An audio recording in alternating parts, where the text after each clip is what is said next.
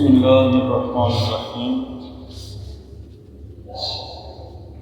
ارشاد فرمایا کہ ایک مہمان ملنے تشریف لائے، کہنے لگے کہ میرا بیٹا بیمار، منہ میں کوئی تکلیف تھی، علاج میں 1.25 کروڑ خرچ ہوا، پاکستان میں علاج کروایا، پھر ان ملک میں علاج کے لیے لے گئے، شفا اللہ تعالیٰ کے قبضے میں ہے، بچہ صحت مند نہیں ہو سکا، اللہ میاں کو پیارا ہو۔ میں حیران رہ گیا کہ بیماری کے علاج میں 1.25 کروڑ خرچ ہو رہا ہے، اور اللہ تعالیٰ کی پیاری کریم ذات جس نے سر سے لے کر پیر تک ایک ایک روح صحیح سالم تندرست جسم عطا کر رکھا ہے، اس کی قیمت کون ادا کر سکتا ہے؟ یہ سب کچھ اللہ کا دیا ہوا ہے۔ ارشاد فرمایا کہ اوکاڑا میں مغرب کی نماز کے بعد بیان تھا، قریب بستی تھی، ہمارے بڑے استاد حضرت مولانا محمد امین صفدر اکاڑوی رحمہ اللہ کے بڑے بزرگ گزرے ہیں۔ میں نے ایک واقعہ ان کی وفات کے بارے میں پڑھا، اتفاقاً بیان کے بعد حضرت کے بیٹے مل گئے۔ میں نے ان سے پوچھا کہ حضرت کی وفات کا واقعہ آپ کے پاس پیش آیا؟ فرمانے لگے ہاں میرے ساتھ پیش آیا۔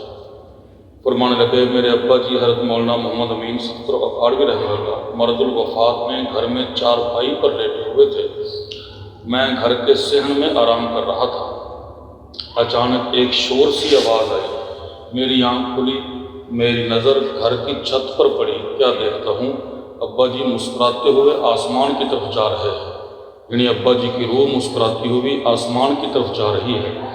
میں فوراً چارپائی سے اٹھا، اپنے ابا جی کے کمرے میں داخل ہوا، دیکھتا ہوں کہ ابا جی کا انتقال ہو گیا ہے۔ اللہ میاں نے پردے اٹھا کے بتا دیا کہ یہاں اللہ میاں کو خوش کیا ہے، ہنستے ہوئے جنت میں جا رہے ہیں۔ ارشاد فرمایا کہ مسلمان کے پاس سب سے بڑی دولت ایمان کی دولت ہے۔ اللہ پاک کے پیارے حبیب صلی اللہ علیہ وسلم، آپ کی محبت، عظمت، آپ کی ختم نبوت کی دولت ہے، آپ کے پیارے صحابہ کرام اہل بیت کی محبت کی دولت ہے، چاہے ٹکڑے کھا کے گزارا کر لیں، اس دولت میں فرق نہ آنے۔ ارشاد فرمایا کہ یہ لال مسجد کا واقعہ پیش آیا، سب کو معلوم ہے، مولانا عبدالعزیز صاحب دامت برکاتہ العالیہ لال مسجد کے خطیب یہاں تشریف لائے، فرمانے لگے میرے بھائی قاضی عبدالرشید شہید رحمہ اللہ، ان کو اپنے علاقے میں قبر میں دفن کیا گیا، قبر سے اتنی خوشبو آئی کہ پورا آس پاس کا علاقہ خوشبو سے بھر گیا۔ ایک ہندو سکھ، ان کو معلوم ہوا کہ قبر سے خوشبو آئی ہے، وہ قبر پر حاضر ہوئے، دیکھا خوشبو آ رہی ہے، وہیں قبر پر کلمہ پڑھ کر مسلمان ہوئے۔ ارشاد فرمایا کہ اللہ رب ذوالجلال نے اپنے بندوں کو اپنی بے شمار نعمتوں سے مالا مال کر رکھا ہے۔ خود اللہ رب ذوالجلال کا مبارک ارشاد ہے، وَإِن تَعُدُّوا نِعْمَةَ اللَّهِ لَا تُحْصُوهَا، کہ اگر تم اللہ تعالیٰ کی نعمتوں کو شمار کرنا چاہو تو تم شمار نہیں کر سکتے۔ ہمارے پاس کوئی گنتی نہیں، کوئی عدد نہیں ہے جو اللہ تعالیٰ کی نعمتوں کو شمار کر سکے۔ وَأَسْبَغَ عَلَيْكُمْ نِعَمَهُ ظَاهِرَةً وَبَاطِنَةً، اللہ تعالیٰ نے تم پر اپنی ظاہر باطن کھلی ہوئی چھپی ہوئی نعمتوں کو کامل اور مکمل کر دیا ہے، لیکن کسی نعمت کا احساس تب ہوتا ہے جب وہ نعمت ہاتھ سے چلی جاتی ہے۔ ارشاد فرمایا کہ ہماری زندگی کا ایک ایک سانس اتنا قیمتی ہے، اس جیسا سانس یہ جنت میں بھی شاید آپ کو نہ مل سکے۔ یہاں پر ہر سانس میں اللہ میاں کی خوشی کے بہانے چھپے ہوئے ہیں۔ یہ ایک ایک سانس میں نفس اور شیطان کے ساتھ مقابلہ لگا ہوا ہے، کشتی لگی ہوئی ہے، جتنی بار بھی نفس اور شیطان کے غلط تقاضوں کو پامال کریں گے، اللہ میاں کو خوش کریں گے، پتہ نہیں دن میں ہزاروں خوشیاں ٹھیک کریں گے۔ ارشاد فرمایا کہ ہمارے حضرت مولانا شاہ حکیم محمد اختر صاحب رحمۃ اللہ علیہ فرماتے کہ دیانت کے ساتھ فیل ہو جانا خیانت کے ساتھ پاس ہونے سے بہتر ہے۔ محنت کی ہے، کوشش کی ہے، لیکن امتحان میں پاس ہونے کے لیے کوئی غلط طریقہ استعمال نہیں کیا ہے، کوشش کے باوجود، محنت کے باوجود نمبر کم بھی آ جائے کوئی حرج نہیں، آپ کے عرش پر نمبر لگ گئے۔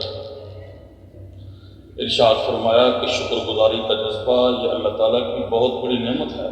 میرے حضرت ہیں، ایک صاحب پوچھنے لگے کہ شکر کیا مطلب ہے؟ تو فرمانے لگے شکر کہتے ہیں اللہ تعالیٰ کے حکموں کو پورا کرنا اور اللہ تعالیٰ کی ہر نعمت کو ان کی فرم برداری میں استعمال کرنا، بس ہر نعمت کا شکریہ ہے۔ خلاصہ یہ ہے کہ اللہ تعالیٰ کی ہر دی ہوئی نعمت کو ان کی فرم برداری میں استعمال کرنا، یہ اس نعمت کا شکر ہے۔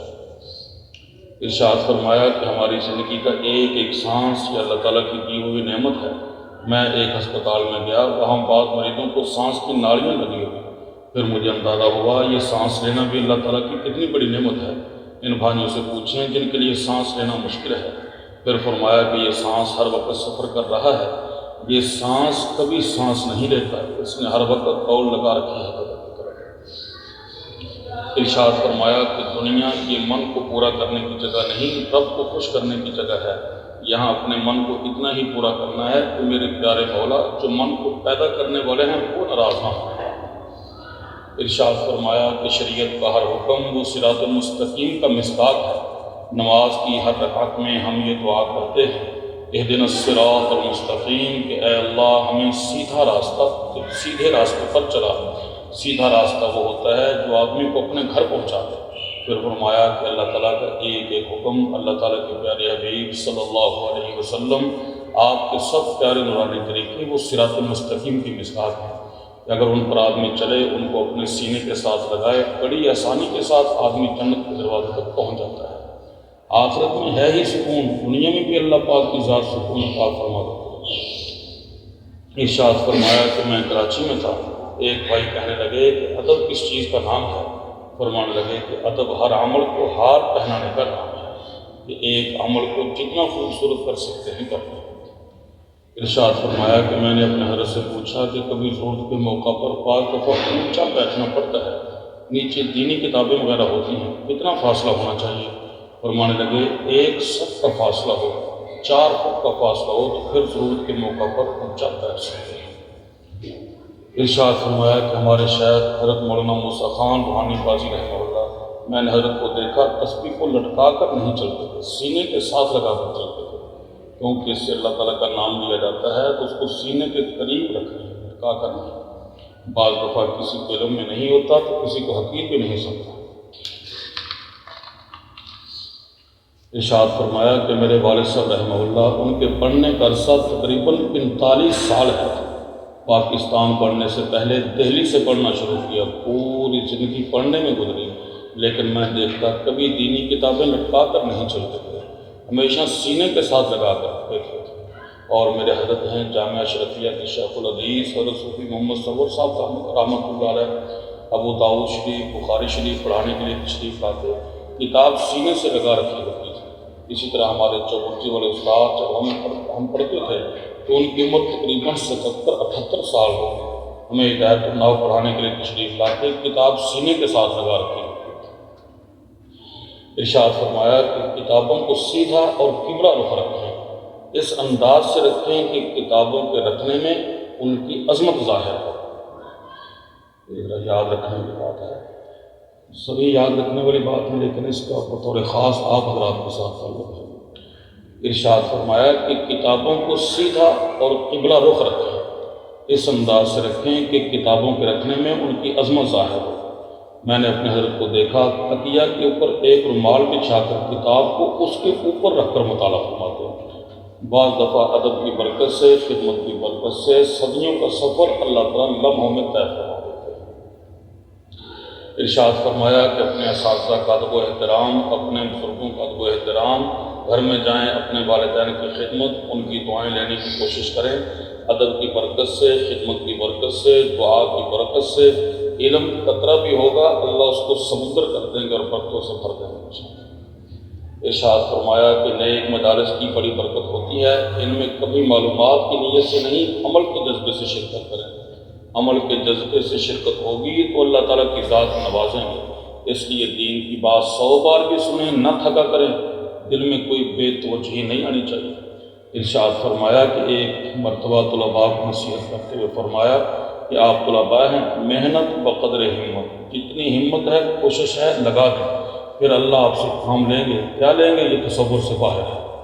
آپ اللہ تعالیٰ کے دین کے چوکیدار ہیں، چوکیدار کو معلوم نہیں ہوتا کہ میں نے کیا خدمت کرنی ہے، مالک کو معلوم ہوتا ہے کہ میں نے اس سے کیا خدمت کرنی ہے، بس اپنے آپ کو اللہ پاک کی رضا کے حوالے کریں۔ ارشاد فرمایا کہ حضرت حاجی امداد اللہ مہاجر مکی رحمہ اللہ فرمانے لگے، اپنے بزرگوں سے تعلق کا سب سے بڑا فائدہ یہ ہے کہ اللہ تعالیٰ خاتمہ ایمان پر فرمائیں گے۔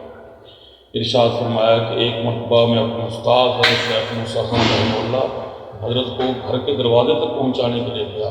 راستے میں حضرت کے گھر کے سامنے پانی کھڑا ہوا۔ میرے حضرت اقدس حضرت صوفی محمد سرور صاحب رحمۃ اللہ علیہ نماز پڑھانے کے لیے تشریف لا رہے تو حضرت کو بھی گزرنے میں تکلیف تھی۔ ایک طرف کو مشکل بچ کر حضرت نماز کے لیے تشریف لے گئے۔ حضرت نے فرمایا یہ کیا ہے؟ شیخ صاحب نے ناگواری سے فرمایا کہ یہاں پانی کھڑا ہو گیا ہے۔ بہرحال عشاء کی نماز کا وقت تھا، نماز پڑھنے کے لیے چلا گیا۔ اللہ نے دل میں خیال ڈالا کہ ہمارے استادوں کو تکلیف ہے، چلو میں جا کر کوشش تو کروں اس تکلیف کو دور کرنے کی۔ میں بغیر سنت پڑھے آ گیا کہ بعد میں سنتیں پڑھ لوں گا، پہلے اپنے استادوں کی تکلیف کو دور کروں۔ میں آیا، حضرت کے گھر کے سامنے ایک جھاڑی تھی، وہاں سے ایک لکڑی لے کر گٹر کے سوراخ میں اس کو ڈالا جو بند تھا۔ ایک دو مرتبہ ڈالنے سے وہ بند سوراخ کھل گیا، وہ پانی جو کھڑا ہوا تھا وہ چل پڑا۔ ابھی میں صفائی میں لگا ہوا تھا، اوپر سے میرے حضرت اقدس شیخ موسیٰ خان صاحب رحمہ اللہ حضرت کی سنت اور وطر گھر میں ادا کرنے کے لیے واپس تشریف لے آئے۔ اب انہوں نے دیکھا یہ میرے گھر کے سامنے گٹر بند تھا، اس کو کھولا ہے اور یہ صفائی کر رہا ہے۔ پتہ نہیں حضرت اتنے خوش ہوئے، اس وقت کیا دعائیں دی، اس وقت اور ہی کیفیت ہوتی ہے۔ حضرت بڑے خوش ہوئے، بڑی دعائیں دی، پھر اندر حضرت گھر میں تشریف لے گئے، لوٹا بھر کر پانی کا لے کر آئے۔ میں نے کہا استاد جی مجھے دے دیں، میں خود ہاتھ دھو لوں گا۔ حضرت نے فرمایا کہ میں خود ڈالوں گا۔ زبردستی ہاتھوں پر پانی ڈالا، ہاتھ دھلوانے کے بعد جیب میں جتنے پیسے تھے خود نکال کر مجھے دے۔ پھر پتہ نہیں کتنی دعائیں دی، یہ ان دعاؤں کا صدقہ دیکھ رہا ہوں۔ آپ حضرات کی خدمت جو خیر کی جتنی بھی ٹوٹی پھوٹی باتوں کا موقع مل رہا ہے، پتہ نہیں اس کے پیچھے کتنے بزرگوں کی دعائیں ہیں، شاعری سے نہیں ہے۔